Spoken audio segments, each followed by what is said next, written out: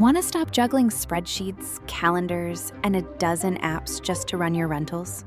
Logify makes it easy. It's an all-in-one toolkit for hosts. Build a direct booking website, automate guest messaging, and keep all your channels in sync. Running your rental business your way has never been simpler. And for Good Morning Hospitality listeners, you can get 20% off any yearly plan with code GMH20. Just check the link in the show notes to get started today. Welcome to Good Morning Hospitality, your one-stop shop for the latest news, noteworthy trends, and thought-provoking discussions across the industry. From hotels and short-term rentals to all things travel and hospitality, you'll find each episode equips you with the information that you need to start your week. Join us on Good Morning Hospitality every Monday, wherever you get your podcasts.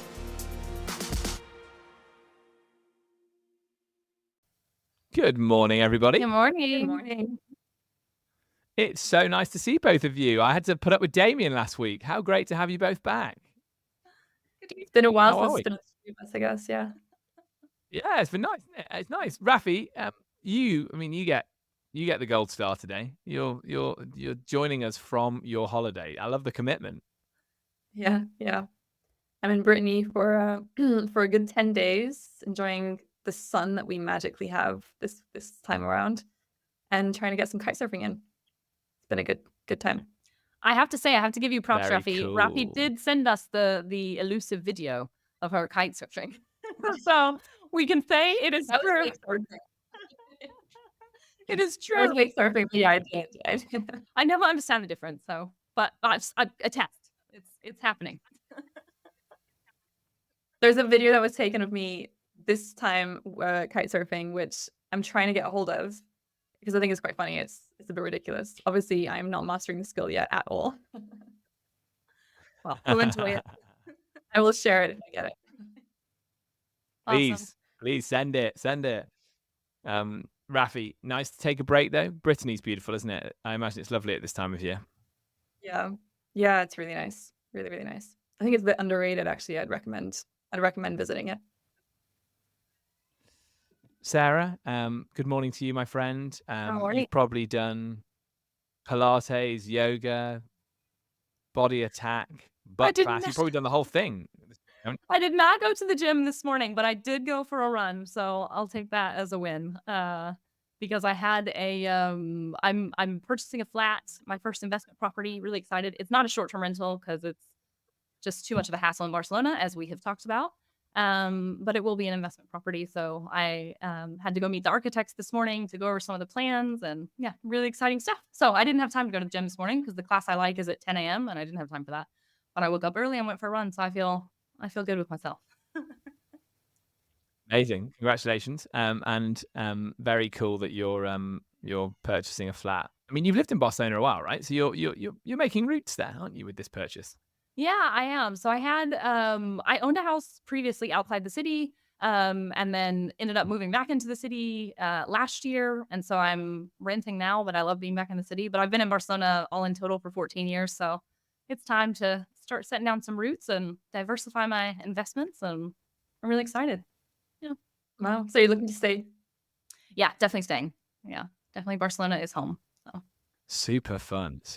Well, look, I don't want to brag, but if we are talking about running, I made it up this morning for a run, and you'll be impressed. There was a drop my daughter at nursery, and then a quick sort of one around the block. The problem is, like, when you have to spend the morning getting another human being ready to leave the house, you just don't care about what you look like leaving the house. So, like, now I understand why middle-aged people look so terrible when they go running, because they just throw any old t-shirt on, whatever they've got. And that is life. Like, there's nothing worse than having to brush somebody else's teeth for them in the morning. Then you definitely don't feel like brushing your own. But I made the run. I did it. I made the run, and it's a beautiful morning here in London. We have got someone here painting the house at the moment because we are about to get our house on the market. Sarah, Rafi, you'll find this exciting because we've, after months and years of deliberations, have decided to move to Brighton, to the seaside. And that's where we think we're going to.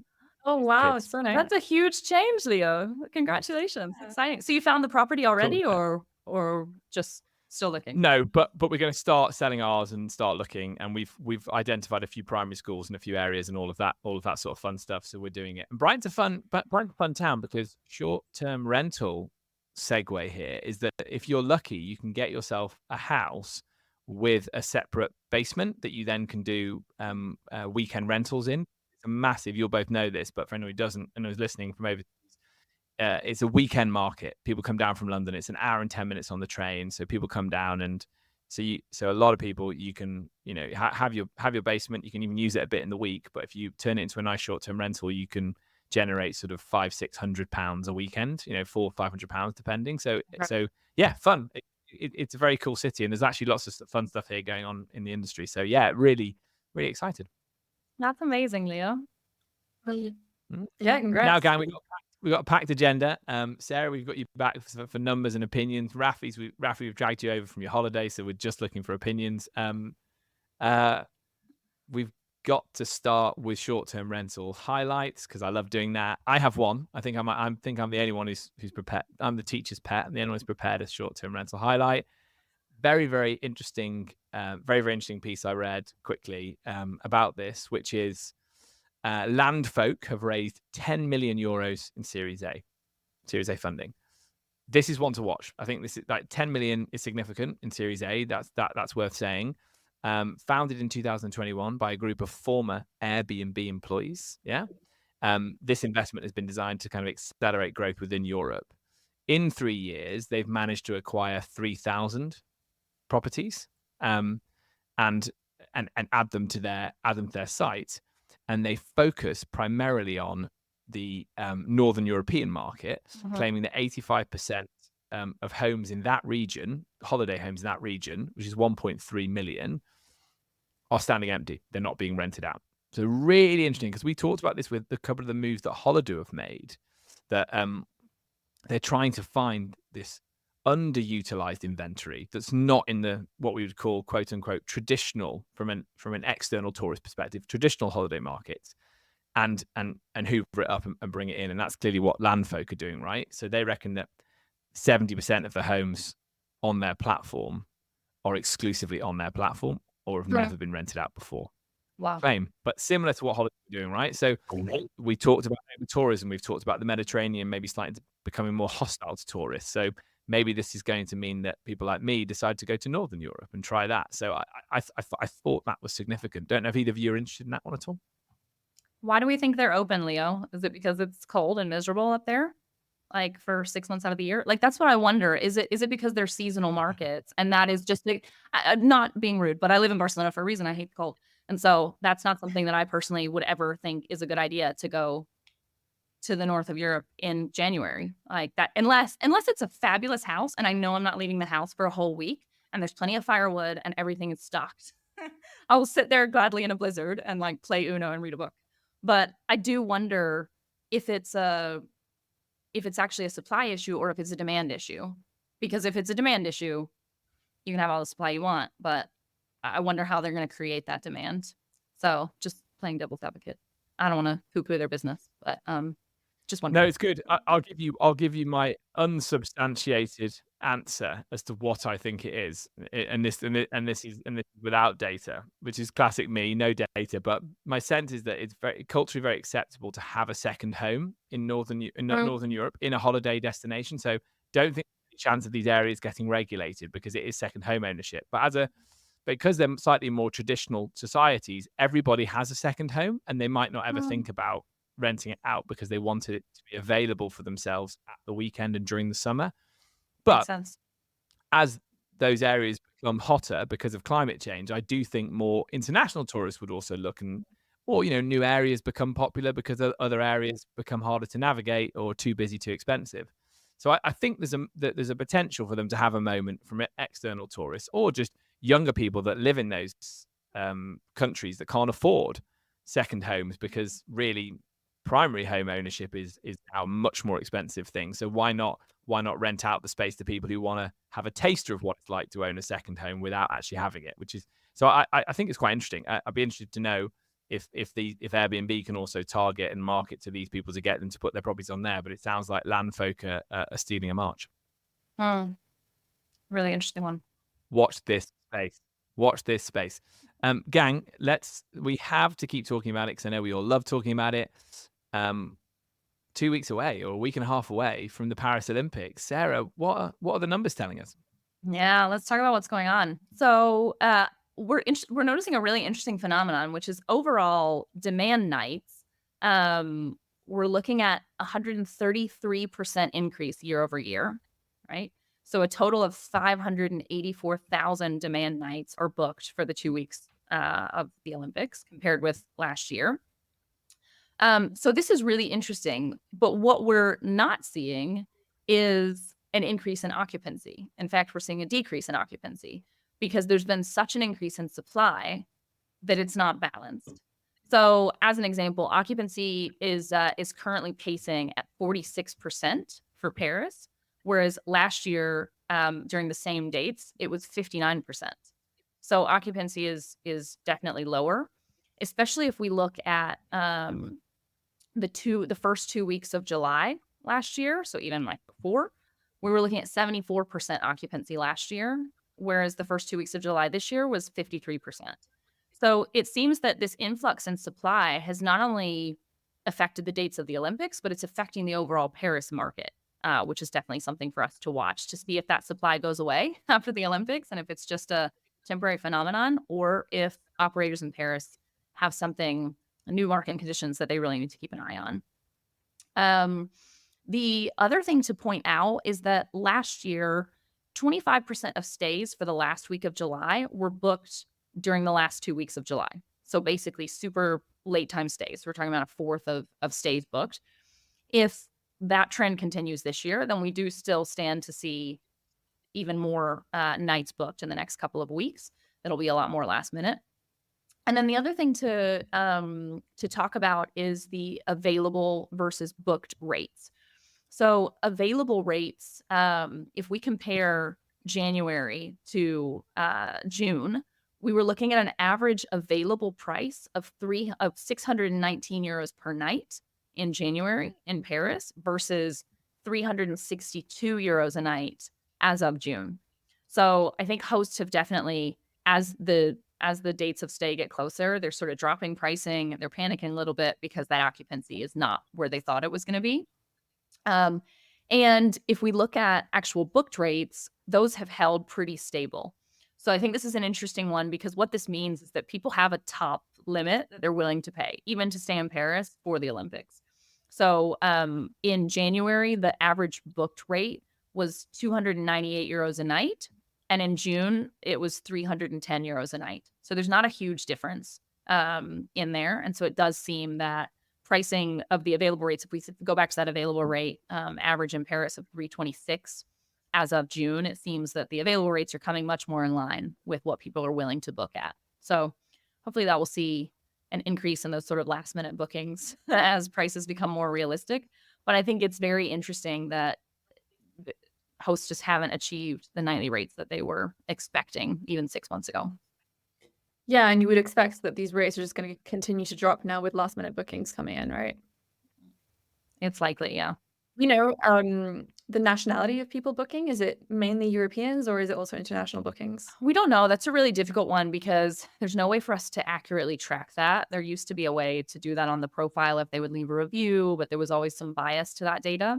And as of 2020, I think, Airbnb started hiding that for all new hosts, all new guests. So our supply for that data is really limited. So we don't have a good idea of origin of guests, unfortunately. So I don't have any data to kind of back that up.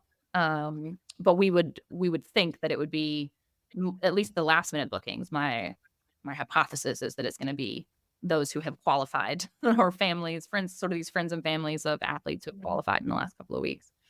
Interesting. Maybe they've been badly advised or they haven't been advised and they've put the prices too high. Perhaps they should have just gone for a reasonable rate from the word go, and perhaps you'd have ahead of time been one of the people who did get a booking. Interesting.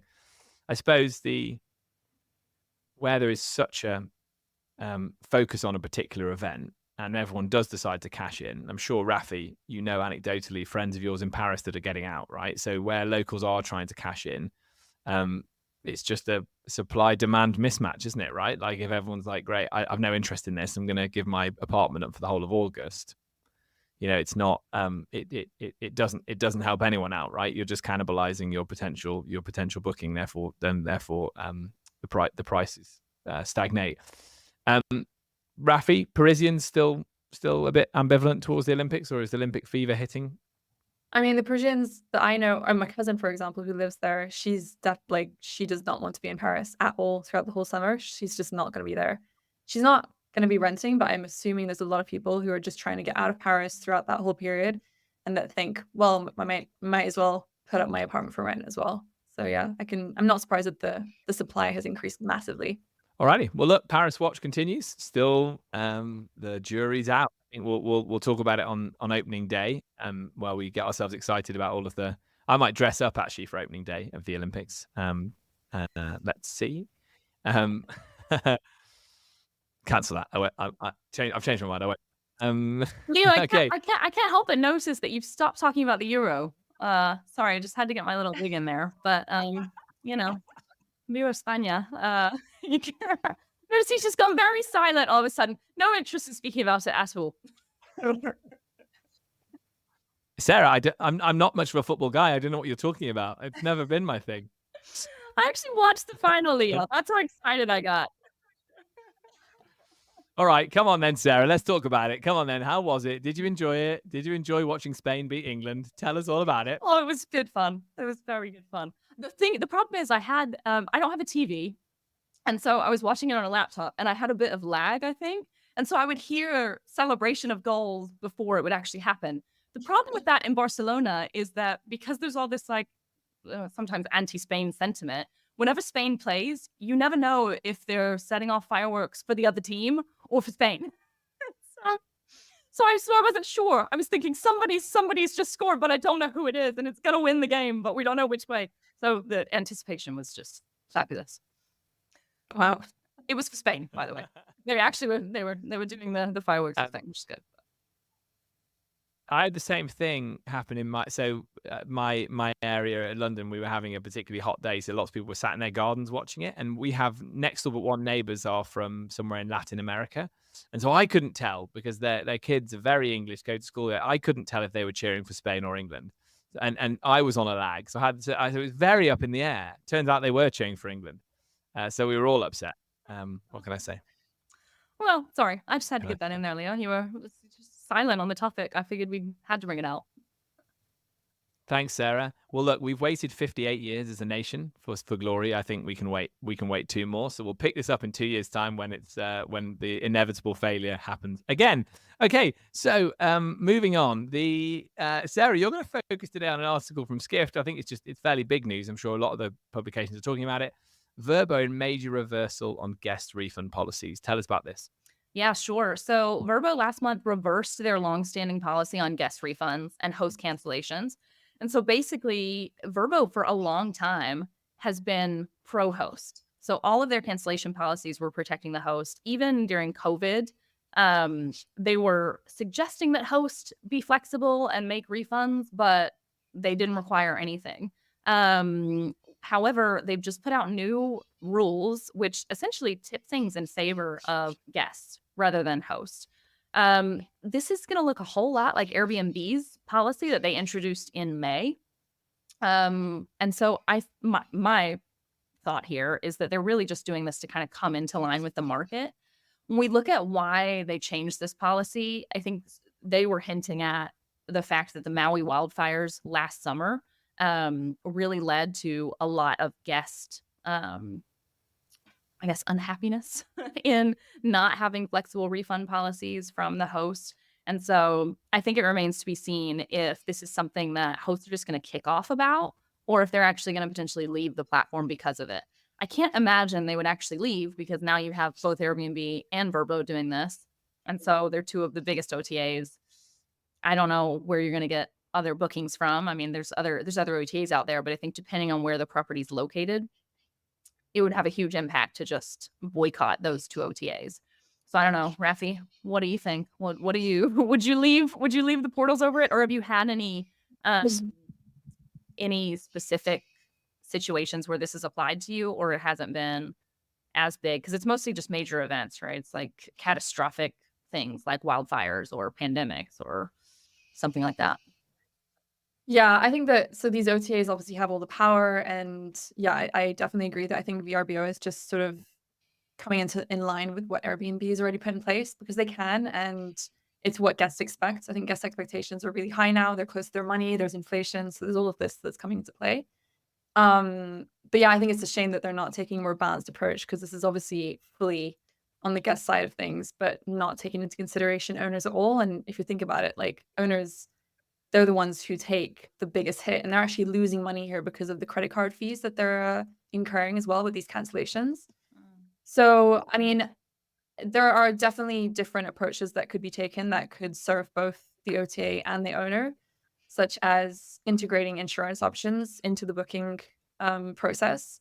But also, for us at Overnetwork, when we were faced with the pandemic 2 or 3 years ago,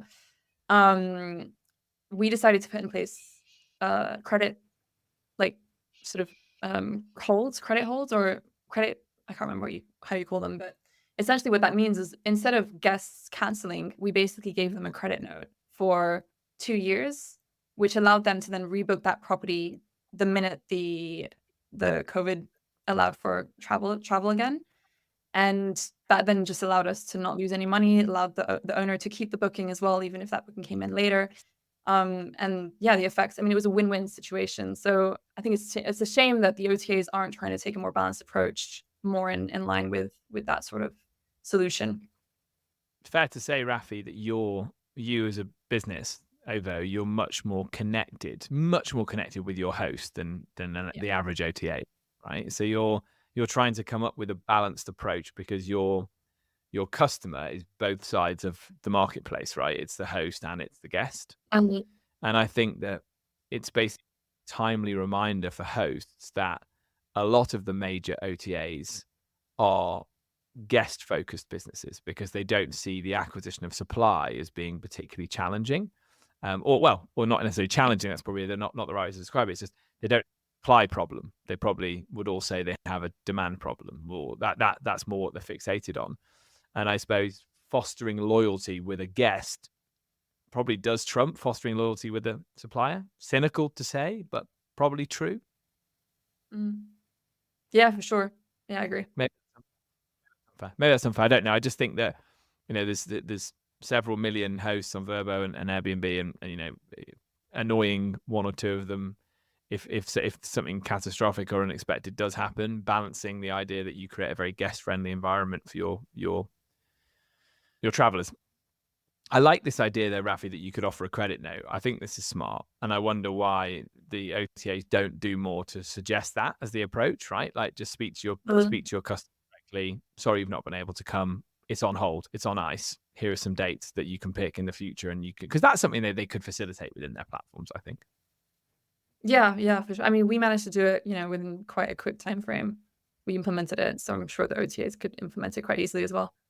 I would think they would be motivated to do that as well, because part of this policy is like Vrbo's returning their service fee. So Vrbo in this case also loses.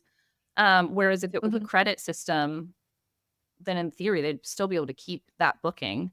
And I've actually done this. I had a safari booked in South Africa, and it was supposed to be in like April of 2020, and obviously pandemic happened and nobody could travel. And I was given this voucher for 2 years, and I actually went 2 years later and used the voucher. So it was great. Yeah. And it makes sense because these travelers, I mean, if they booked it, then they want to do it. Like, and even okay, they can't do it, at this given time, but they'll want to do it later as well. I mean, they booked it, so yeah. I mean, if you booked it for like a special event or for a wedding or something, and maybe the dates have changed, or maybe I don't know. I guess maybe that is something but that's a small percentage, I would think. So I like the idea of the credit. I think it's a wise thing, and I don't really understand why the OTAs aren't trying to do something more in that line, because it seems like it would save their bottom line as well. But yeah, very interesting one.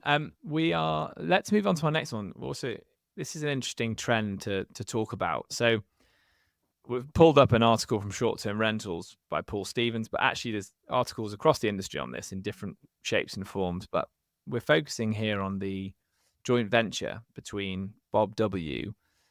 and Osborne & Co. Investment Management, which is the in-house investment management arm of the build to suit developer, Osborne & Co. Very interesting here. They've launched a £120 million equity raise to acquire and repurpose hotels and office spaces to turn them into high quality short-term service apartments, with the focus being Europe, right? So they name Ireland, Portugal, Spain, Poland, and the UK, with a plan to transform up to 20 to 25 buildings into up to 2,000 modern apartments, having a gross value of 400 million. So significant. We're talking significant amounts of development. I spoke to their COO, Jeremy Slater, somebody I know, and he said basically that, with interest rates being what they are and the cost of debt, ground up development has all but dried up in big cities, or is slowing down. So this idea of converting office space has become much more popular within the building sector across Europe. And so for companies like Bob W, who operate, it's the right type of deal for them to make sure that they're part of development, and they've helped look for these deals across Europe. And I think it's really interesting. We've all talked about the trend of people working remotely, even companies that have continued to take their office leases because they maybe had 5-year leases. As they come to an end, they're going to further reduce their headcount in offices so that they maybe have a portion of people co-working or their desks sharing because no one's coming in more than 2 days a week. So it does make sense, right? There's a lot of inventory in the middle of cities that is maybe not appropriate for residential because of where it is, and is perfect for holidaymakers. And it's fairly straightforward to convert into short-term rental because you don't need to build a bar, a concierge, a reception like you would do with a hotel, and also you can at some point convert it back to residential or turn it into long-let inventory. The reason I really wanted to focus on it is because clearly, if you're doing this building, if you're getting building licenses to turn something from an office into an apartment, you get what's called in the UK a C1 license, and in Europe is called something slightly different, but you make sure that it's compatible with regulation. So you wouldn't have, for example, what you have in London, where short-term rentals are restricted to 90 days because you have a C1 license. And as we see regulation start to bite, this does give an advantage to building land companies, building companies, and people like Bob W, if they start to get their act together and do this stuff quickly. Very, very interesting. Sarah, what do you think?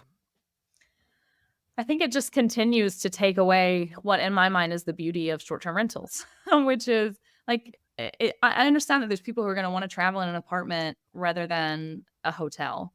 But for me, the cool thing about Airbnbs or short-term rentals in general is the uniqueness of those properties and the fact that they add to local communities. So they're run by local hosts.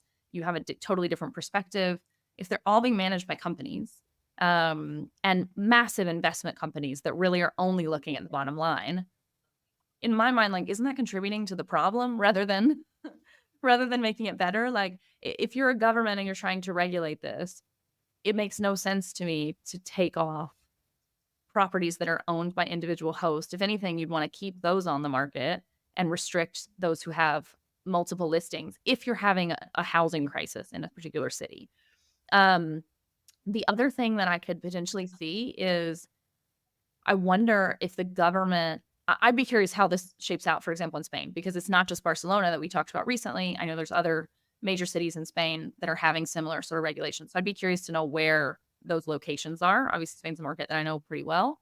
But I would be super interested to know what other regulations are coming into play and how they're getting around that. Like, I think for me, it's kind of cheeky. They did something really similar in Hospitalet, which is like right next to Barcelona, where rather than saying you can't get a short-term rental license, it was you can get a short-term rental license as long as the entire building is dedicated to short-term rentals. And so their theory was, oh, well, this is great. We won't have any complaints by neighbors. It'll be like apart hotels. And so again, it has a different licensing requirement. But my thought process is, doesn't that defeat the whole purpose of short-term rentals? Like, isn't that the total opposite of what we actually want? These people are not living like locals. They don't have somebody like a local host that is helping them find cute little places to visit that maybe are off the beaten path. Like, I don't know. It ruins the spirit and the vibe for me. I think it depends on who the customer is, right? Because I think that in this case, if it was originally an office building, it's going to be in a place that anyway won't necessarily attract the typical traveler. But if it's maybe, people who are looking to work from abroad, they don't really want to go through the whole hassle of like meeting the host, and they're not interested in, I guess, necessarily the local experience as much. They just really want to find a place that's convenient, easy to check into. I think this kind of product is maybe more suited to them without it necessarily being a hotel. I would agree, like business travel. I think you're right, Rafi. But then wouldn't that be, in my mind, more midterm rather than short term? I think for me, the fact that they're trying to turn it into short term means that it's maybe less geared towards that type of traveler. Because when I think of like a typical business traveler, and I'd be interested to do some sort of investigation on this to see like what percentage stay over 7 days, for example, or stay for 2 or 3 months, because that's a very different profile than somebody who's just coming for a meeting for a couple of days. I think it's capturing that demand that's, I think it's, as you say, Sarah, I think it's replacing the demand from the traditional short-term rental that's being clamped down on. And here is the interesting point. In lots of cities, the offices are right in the center. So one argument could be that actually that isn't an appropriate place for a local to live. They want to live in a neighborhood. And therefore, if you can get tourists right in the middle of town, it suits the tourists because they can walk everywhere, and suits the local because they can live out in their neighborhood. Now, it's never that simple. It's never that cut and dry. People are going to get their feathers ruffled by this, aren't they? One way or another. And I just think you touched upon a really interesting thing there, Sarah. Is like why is it seeming that the trend is to give licenses just to whole buildings, and then actually you could maybe help solve some of your perceived housing crisis if you took a more pragmatic view and did 50% of something, 50% for residential, 50% for short term. It's just really interesting. Clearly, it goes back to what we always say is city planners need to go street by street and work out what it is they're trying to do in the area and what the needs are. And I suppose, I hope that in the giving out of these C1 licenses and the equivalent in Europe, someone is doing that, because it is a great opportunity culturally to, as offices move out of cities, to replace them with people living in there and staying in there for a short amount of time, coming in for work and putting restaurants around these office buildings. Like it is a very exciting thing. It definitely has to be done properly though. But I think this is going to be a trend, and we're reading other articles around this in prep, and clearly investors think it's a really good bet because it's far less political. And something's got to happen with this historic office supply, which is where the demand is declining. Yeah, I just kind of see it as like a way to skirt the rules. I know, for example, for new development, the rules are really strict, especially in large cities in Spain, where you have to have a certain percentage of the flats that are in a building of new construction dedicated to social housing. So it has to be for low income families, and you have to offer that at a much lower price than you would the rest of the properties.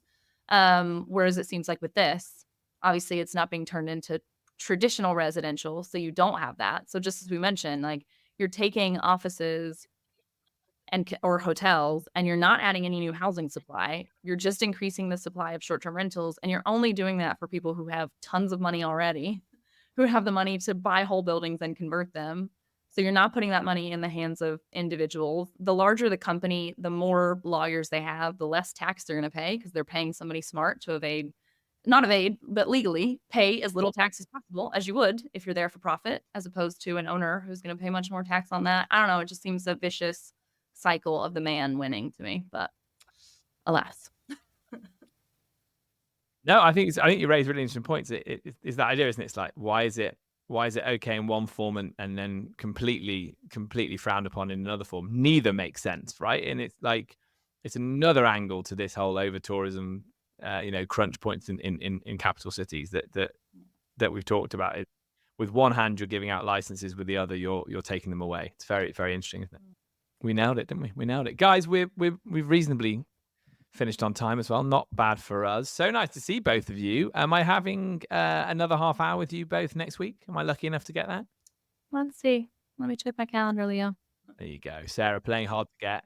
Yeah, I could do next week. Playing hard. Sure. There you go. What a win. What a win. What a win. Rafi, enjoy the rest of your holiday. If you've enjoyed any of the stories in today's show, please hit like, subscribe, follow the show on all the usual social channels. Thanks for joining us.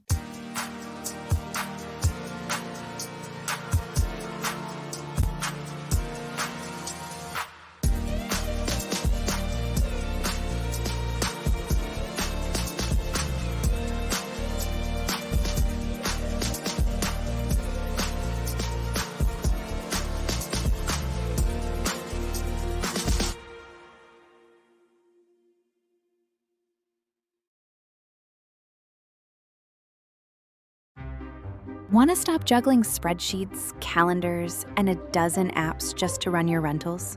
Logify makes it easy. It's an all-in-one toolkit for hosts. Build a direct booking website, automate guest messaging, and keep all your channels in sync. Running your rental business your way has never been simpler. And for Good Morning Hospitality listeners, you can get 20% off any yearly plan with code GMH20. Just check the link in the show notes to get started today.